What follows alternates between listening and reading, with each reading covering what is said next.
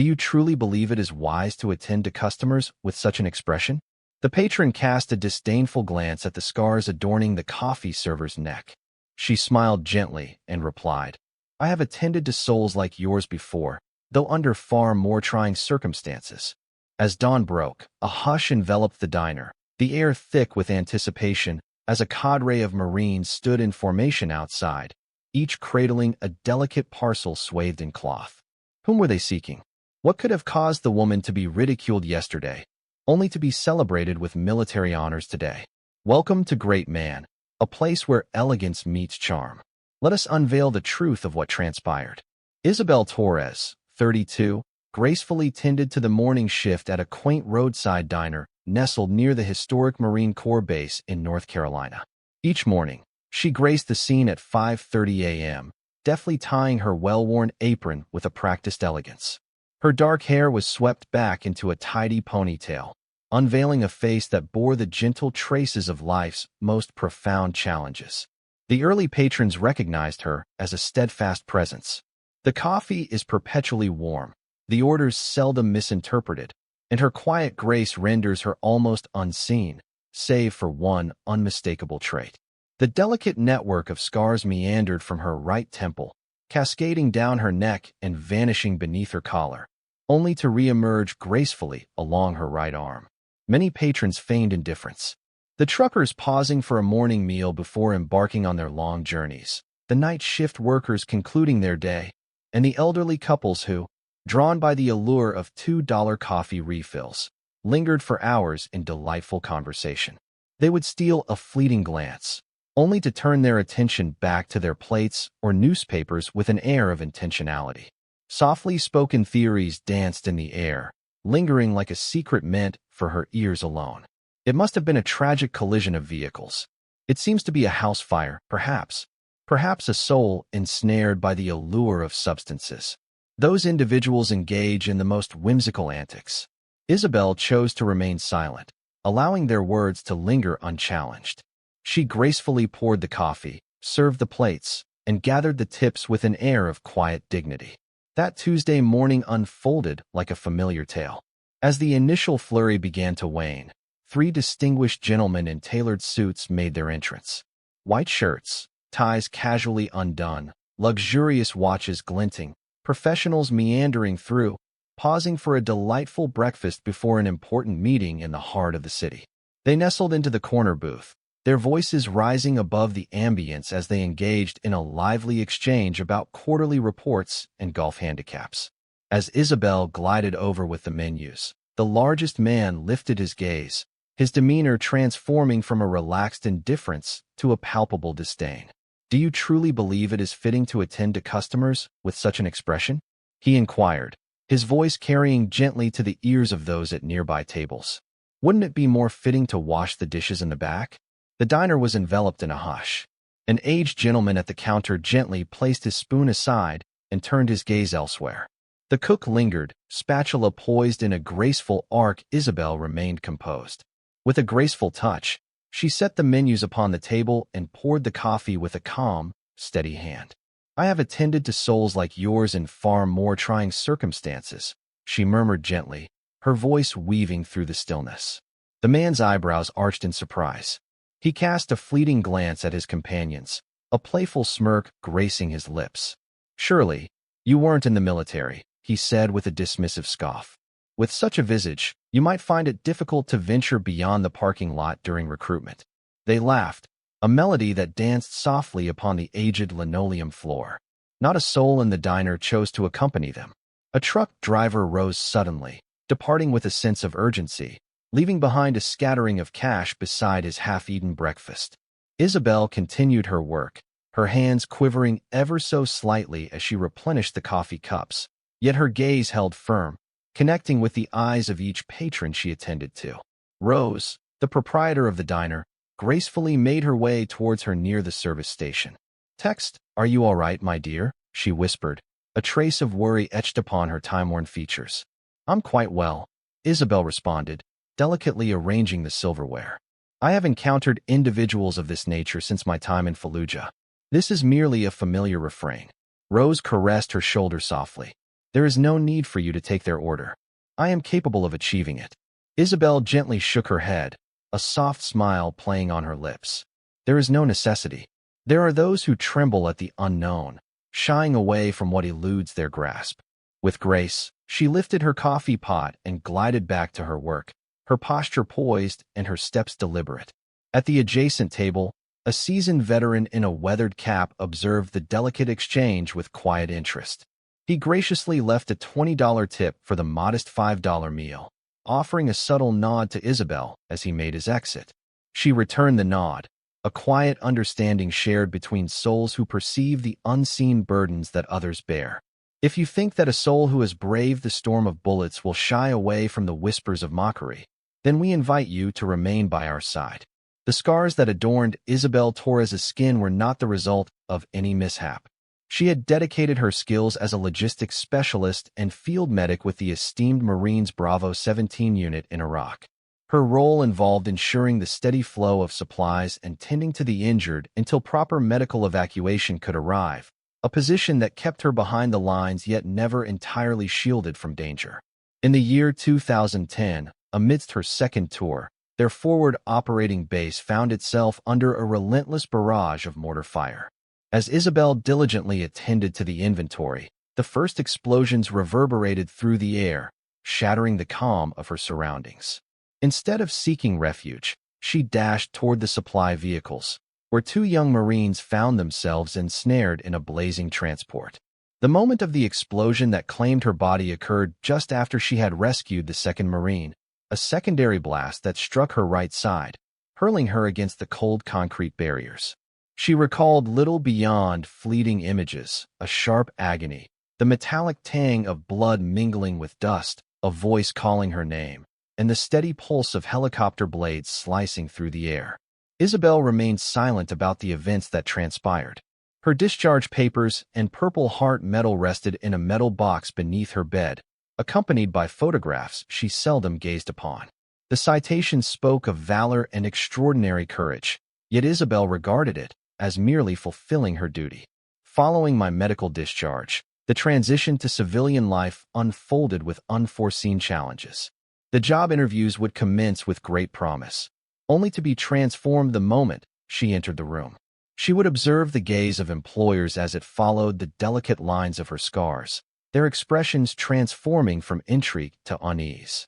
The rejections consistently arrived adorned with the same courteous expressions, searching for someone with alternative qualifications or expressing reservations regarding customer-facing positions.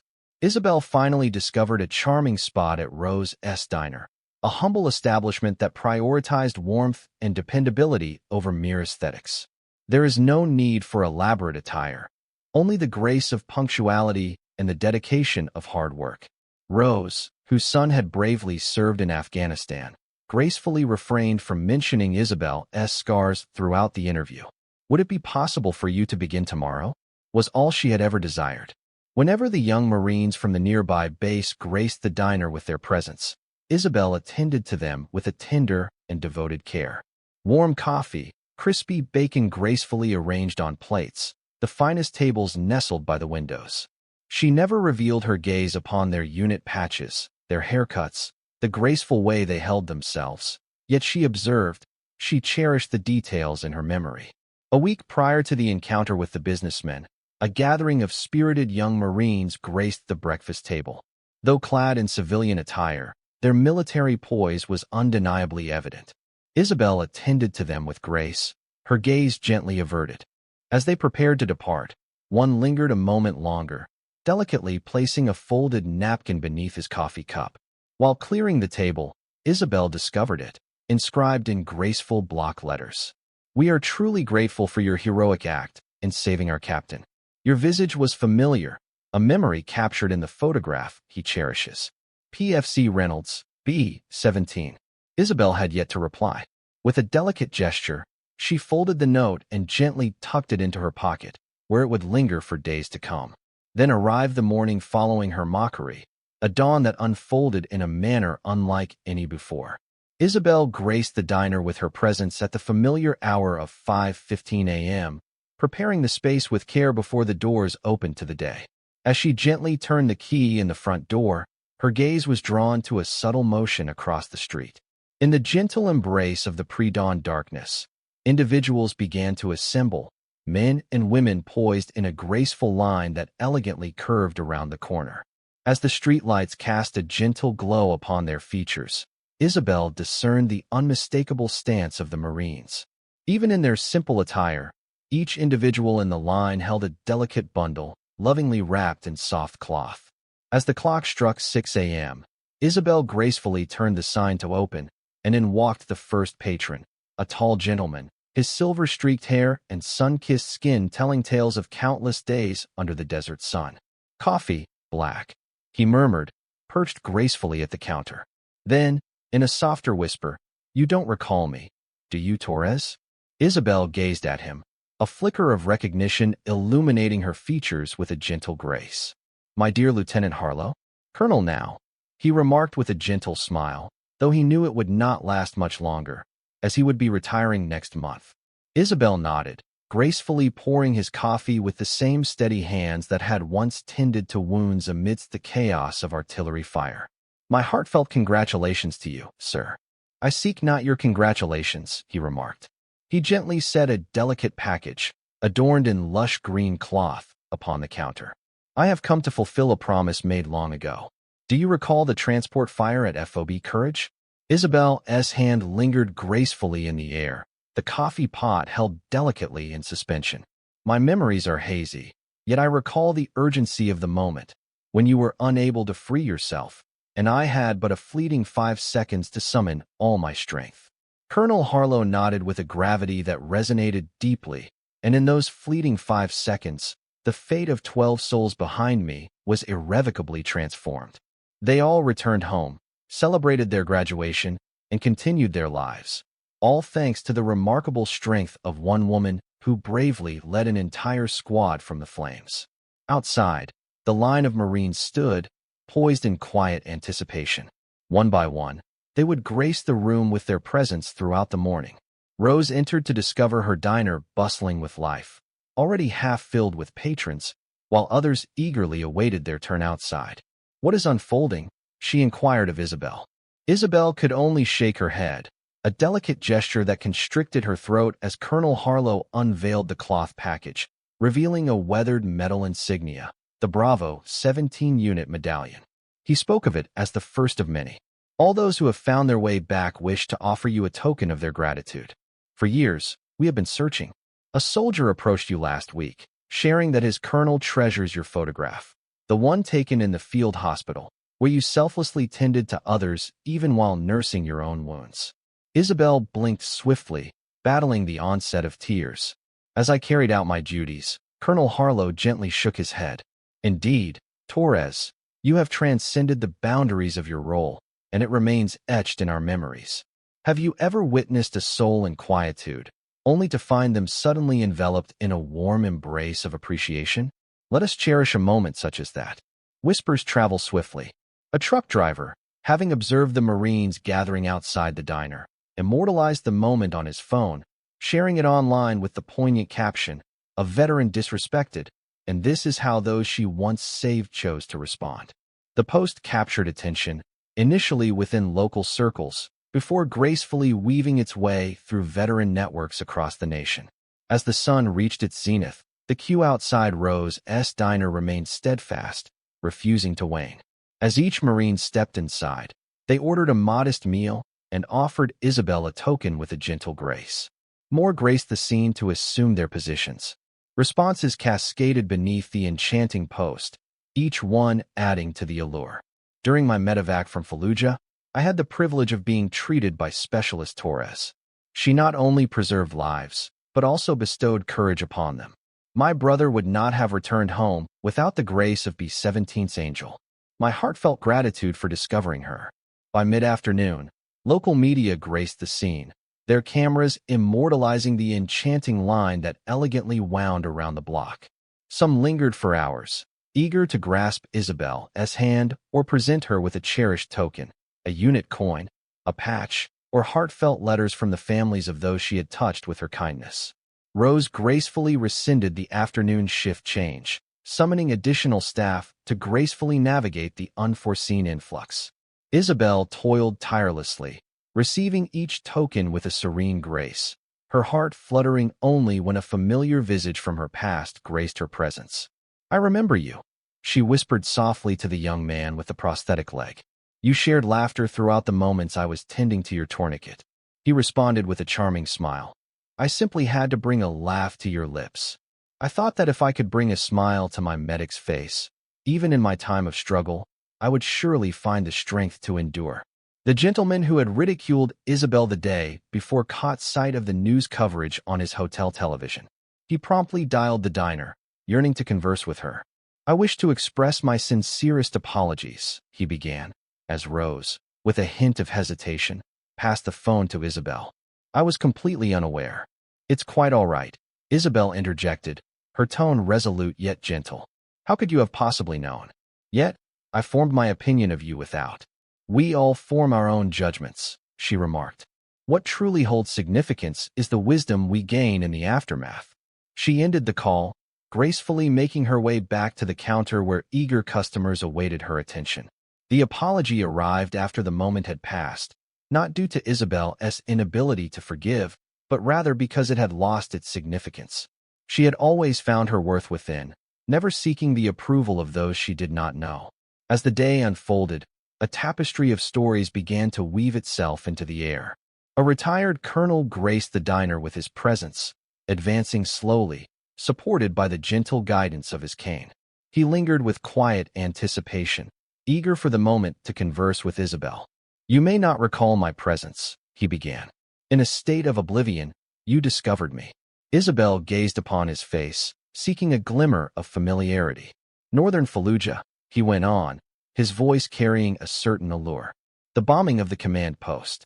Later, they revealed to me how you navigated through the wreckage with a fractured arm, striving to reach my side, administering blood plasma, even as the very structure around us crumbled."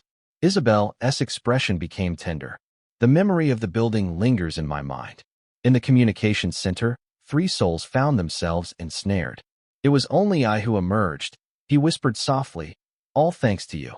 Now, I am blessed with 3 grandchildren, a beautiful gift that would not have graced my life had you not been present on that fateful day."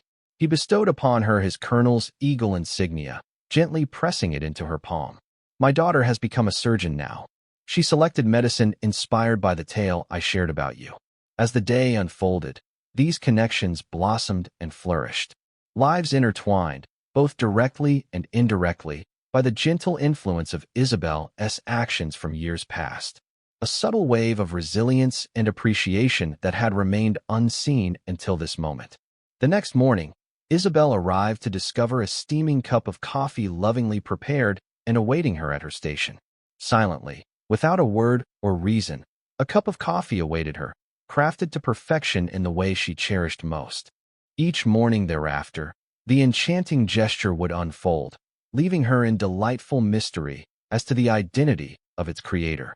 A week following the enchanting viral moment, a local television station sought the pleasure of an interview.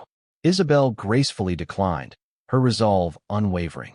"I did not serve for the sake of recognition," she confided to Rose, "and I require no cameras to affirm the truth of what transpired." Yet, when Colonel Harlow extended an invitation for her to grace a modest ceremony arranged by the esteemed members of Bravo 17, Isabel found herself unable to decline. They had christened the occasion "The Scars That Served," intending to bestow upon her a unit commendation that had received approval long ago, yet remained unpresented. The ceremony took place at the VFW Hall, just a charming 3 blocks away from the diner. Isabel graced the room in a modest black dress, her hair cascading softly around her shoulders, untouched by restraint. For the first time in years, she embraced her scars with an unguarded grace. As she graced the room with her presence, a hush enveloped the space. 200 souls stood in unison, Marines adorned in their dress blues, veterans gracefully clad in civilian attire, and the cherished family members of those who had bravely served beside her. Their harmonious resolve resonated with a strength surpassing any applause. As Colonel Harlow unveiled the commendation, his voice resonating with reverence as he recited the citation that illuminated her valor during the attack. Isabel could no longer contain her emotions and finally succumbed to the weight of the moment. Soft tears cascaded down her cheeks, tracing the delicate contours of her scars. "For 7 long years, we sought you," Colonel Harlow revealed later. "Following your medical discharge, you seemed to vanish from our lives. There were whispers among us that perhaps you had." Though his words lingered unspoken, Isabel grasped the meaning with an intuitive grace. Numerous veterans found the journey back to civilian life fraught with challenges, not due to visible scars, but rather the unseen wounds that lingered long after their service. "I needed to vanish for a time," she confessed, "to discover the essence of who Isabel Torres is beyond the confines of a uniform." "And," inquired a lieutenant, once a fresh-faced private whom Isabel had rescued, "what are your thoughts?" She replied with sincerity, "I'm still unraveling it all, but I am certain of one thing. I have no regrets about these moments." Her fingers grazed the delicate scars that adorned her neck. "They evoke memories of my presence in moments of significance." A young Marine gracefully approached, accompanied by his beloved wife and their cherished infant son. "This is Tommy," he said, with a gentle smile, as he introduced the baby. "His middle name is Torres, a name that carries a certain charm." Isabel appeared taken aback, her heart swelling with emotion. "You needn't have gone to such lengths." "We had a desire to," replied the young Marine's wife. "Thus, he matures with the understanding that his name embodies a legacy of valor." The event coordinator, a distinguished retired sergeant major, gracefully approached the microphone. "Scars are a burden none wish to bear," he murmured, his voice enveloping the space with a gentle resonance. "Yet, at times, they reveal the presence of a soul who chose to remain steadfast when the option to retreat was within reach." He revealed a shadow box that held Isabel's Purple Heart, a cherished token retrieved from the annals of military history by her unit. He gently revealed, "You left this behind when you vanished. We believed it ought to return to your embrace." Isabel gazed at the medal she had once carefully hidden away. "I never felt worthy of such kindness," she confessed softly, "not when others offered so much more." "That is precisely why you are worthy of it," the sergeant major responded, "for you never believed you were." The room came alive with a chorus of approval, not in the form of applause, but through the gentle, rhythmic tapping of unit coins upon the tables, a cherished military tradition honoring exceptional service. The ceremony gracefully culminated in the unveiling of a leather-bound tome, filled with heartfelt letters from all those whom Isabel had touched, both directly and indirectly. The concluding page bore a heartfelt message from the entire unit. "Your scars weave a tale of profound selflessness. The narrative of our lives beautifully reflects the profound influence you have had upon us." The following day, a package graced the diner, bearing Isabel's name with an air of mystery. Within lay a bespoke name tag, elegantly inscribed with the name Isabel Torres Bravo 17, adorned with the emblem of the Marine Corps. A delicate note accompanied it: "To adorn yourself, should you desire, so that no one shall ever misinterpret your scars as a sign of frailty again." With a graceful motion, Isabel secured it to her apron without hesitation. On that enchanting afternoon, the trio of businessmen made their way back to the charming diner. They had lengthened their visit with the sole purpose of offering their heartfelt apologies in person. The leader approached Isabel with a gentle grace.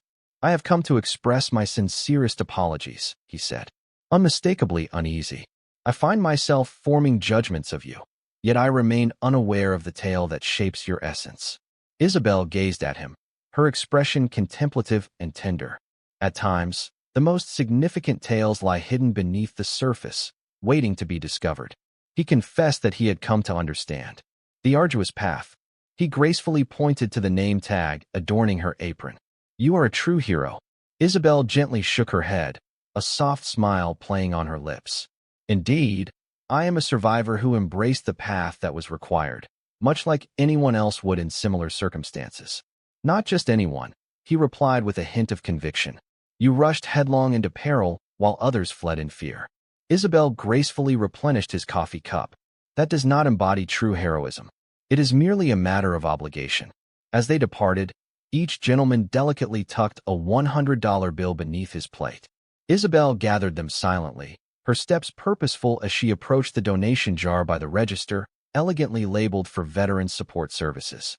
The bill gracefully slipped through the slot, mingling with others that had gathered over the week.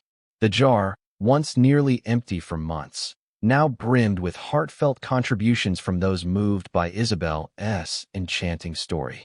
Rose stood gracefully in the kitchen doorway, delicately wiping her hands on her apron.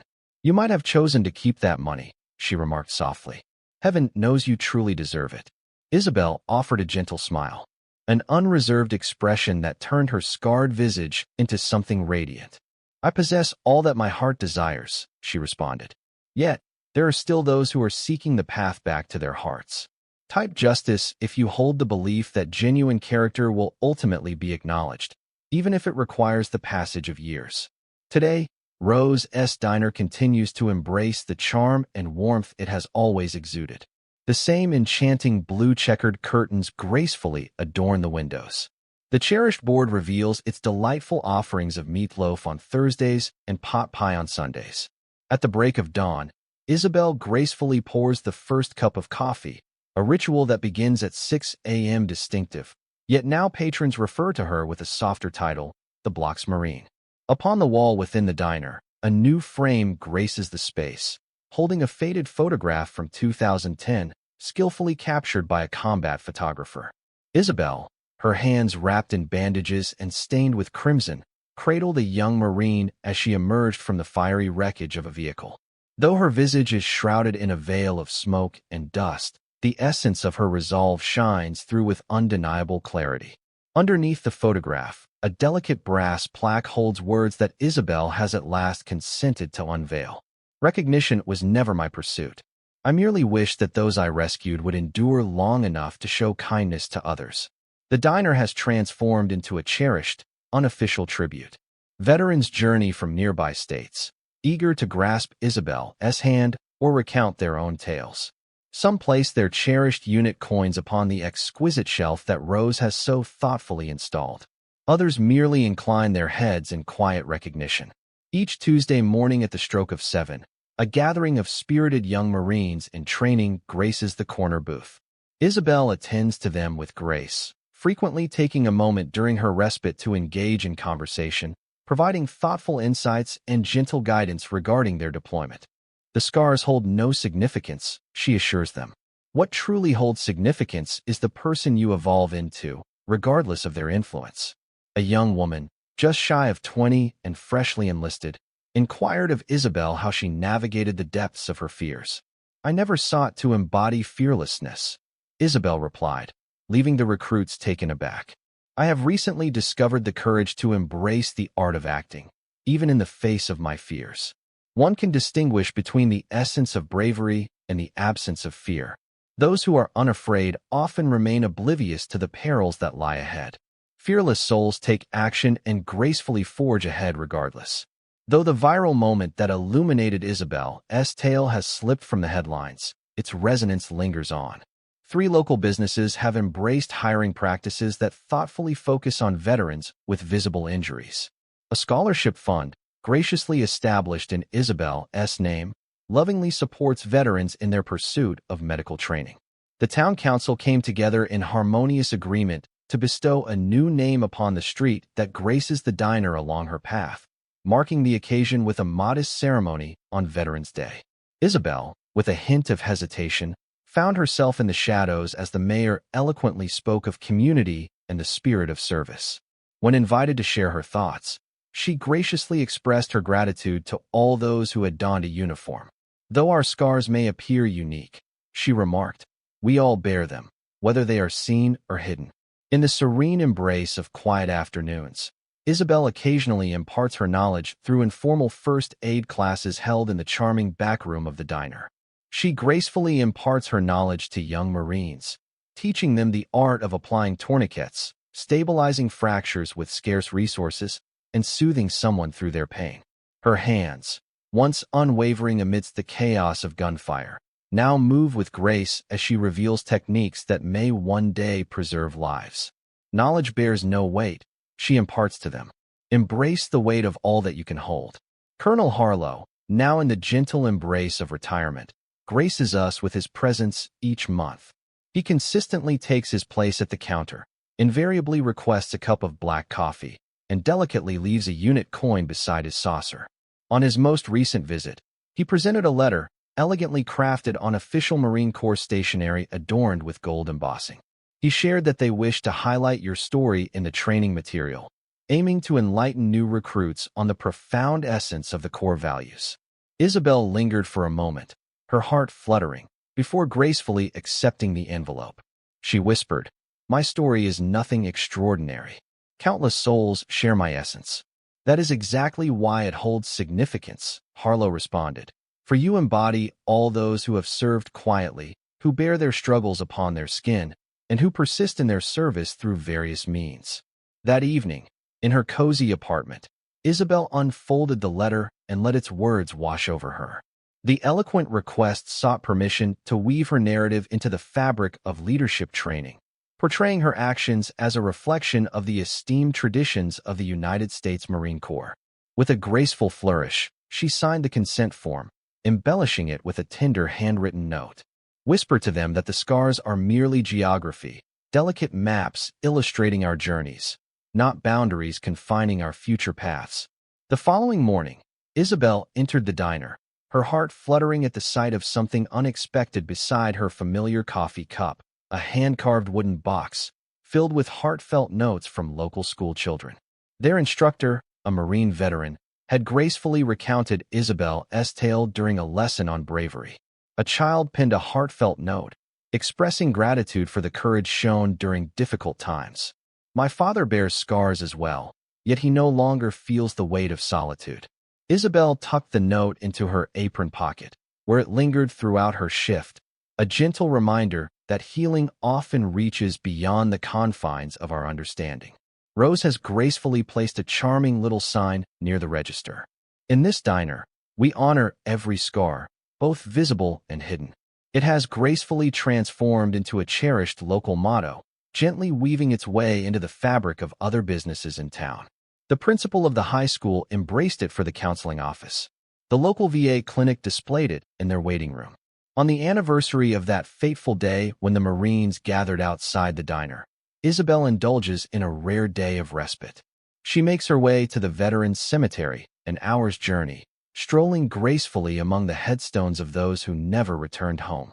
She delicately places a solitary flower upon each grave of Bravo 17. With a gentle whisper, she recalls each one, living each day for those who cannot. When customers now observe her scars, Isabel meets their gaze with quiet confidence. Instead, she meets their eyes directly, her gaze unwavering and luminous, embodying the essence of someone who is profoundly aware of her identity and the trials she has gracefully endured. There are tales that require no words, where heroes emerge without the adornment of uniforms, and where scars transform into symbols of honor, not in spite of their visibility, but owing to it. Have you ever observed a soul being weighed in judgment, only to be gracefully redeemed through the warmth of gratitude? Share the name of a person who enlightened you to the truth that true courage lies not in outward appearances, but in the choices we make when others hesitate. Join Great Man, where scars are not concealed, but celebrated as cherished symbols of resilience.